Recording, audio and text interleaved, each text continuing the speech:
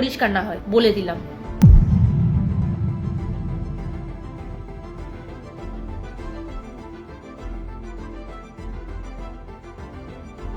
রাহুল, কিচেনে গিয়ে কি তুমি এই মিক্সিটা ইউজ করেছো? হ্যাঁ, আমি ইউজ করেছিলাম। কেন, কি হয়েছে? চলছে না এটা। আরে হ্যাঁ, আমি যখন আজকে বানানা শেক বানাচ্ছিলাম না, তখন ভুল করে এটার ব্লেডটা ভেঙে গেছে। ভুল করে ভেঙে গেছে?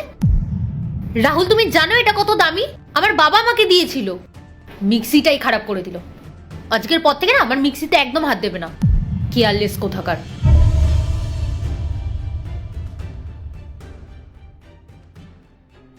হ্যাঁ বলুন।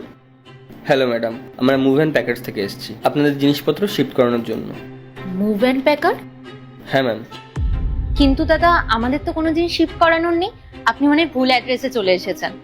অ্যাকচুয়ালি ম্যাম রাহুল মিত্রের নামে বুকিং ছিল, আপনি একবার কনফার্ম করে নিন। ঠিক আছে, আমি একবার রাহুলের থেকে কনফার্ম হয়ে নিই, আপনি একটু দাঁড়ান।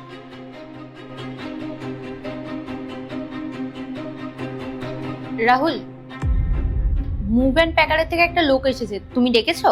হ্যাঁ, আমি রেখেছি। চলে এসেছে ওরা?